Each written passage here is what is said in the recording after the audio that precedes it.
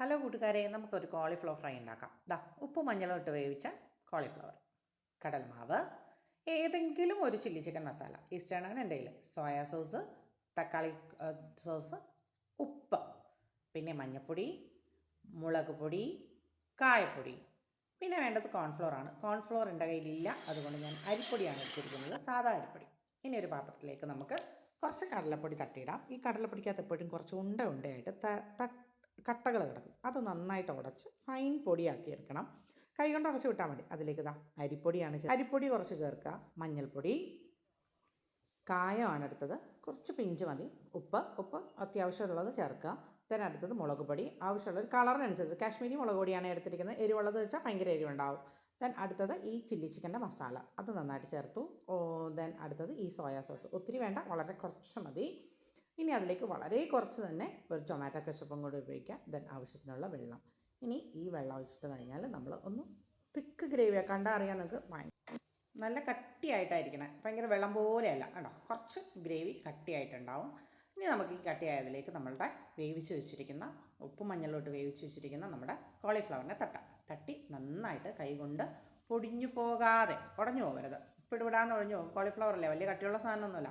അപ്പോൾ അത് നന്നായിട്ട് ഉടഞ്ഞു ആദ്യം ഒന്ന് ആക്കി വെക്കുക. അത് തേച്ച് പിടിപ്പിച്ചിട്ട് നമ്മൾ കുറച്ച് നേരം ഒന്ന് റെസ്റ്റ് ചെയ്യാൻ വയ്ക്കാം.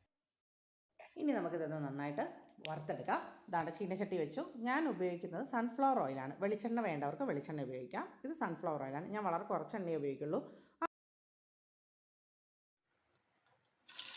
ഓരോന്നായിട്ടാണ് നമ്മൾ എണ്ണയിലിടുക. ഒരുമിച്ചെടുത്താൽ അത് കട്ട കെട്ടിപ്പിടിക്കും പോവാതെ അത് നന്നായിട്ട് മുരുക. കുറച്ച് നേരം ഒന്ന്, അത് മീൻസ് ഒരു 2 മിനിറ്റ്സ് നിങ്ങൾ അത് നനക്കാനൊക്കെ ഇട്ട് കഴിഞ്ഞിട്ട് അതിന് ശേഷം നമ്മൾ നന്നായിട്ട് ഒരു ചട്ടുകം എടുത്തിട്ട് നന്നായി അത് അങ്ങോട്ടും ഇങ്ങോട്ടും പൊടിഞ്ഞു പോകാതെ നന്നായി അത് എല്ലാ സ്ഥലത്തും ആയോന്ന് നോക്കുക.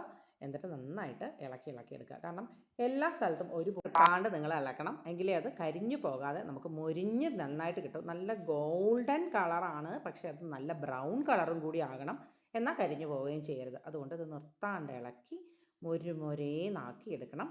നല്ല ക്രിസ്പി ആയിട്ടൊക്കെയാ. നോക്കൂ, ഒന്നുപോലും ഒട്ടിപ്പിടിച്ചിട്ടില്ല. എല്ലാം വേറെ തന്നെ കിടക്കാണ്. അങ്ങനെ കിടക്കണം. ഇതാണ് ഇതിൻ്റെ പരുവം. ഒട്ടിപ്പിടിച്ച് കഴിഞ്ഞാൽ ഇത് നമുക്ക് എല്ലാ സൈഡും ഒരുപോലെ വേകില്ല, മാവ് ഒട്ടിപ്പിടിച്ചിരിക്കും. ഇത് നോക്കൂ, നന്നായിട്ട് മൊരിഞ്ഞിട്ടുണ്ട്. നമുക്കിത് വറുത്ത് മാറ്റാം. ഇതാണ്ട് കോരിയെടുക്കാം. ഞാനിത് എടുക്കായി പാകമായിട്ടുണ്ട്. ഒരു പാത്രത്തിനകത്ത് ഒരു ടിഷ്യൂ പേപ്പർ വെച്ചിട്ടുണ്ട്. കാരണം ഇതിൽ കുറച്ച് എണ്ണയുള്ളത് ഉള്ള എണ്ണ അങ്ങ് വലിച്ചെടുത്തോട്ടെ. ഭയങ്കര എണ്ണക്കടിയല്ലേ എന്തായാലും. അപ്പോൾ ഇത് എനിക്ക് കുറച്ചുകൂടി വറുക്കാനുണ്ട്.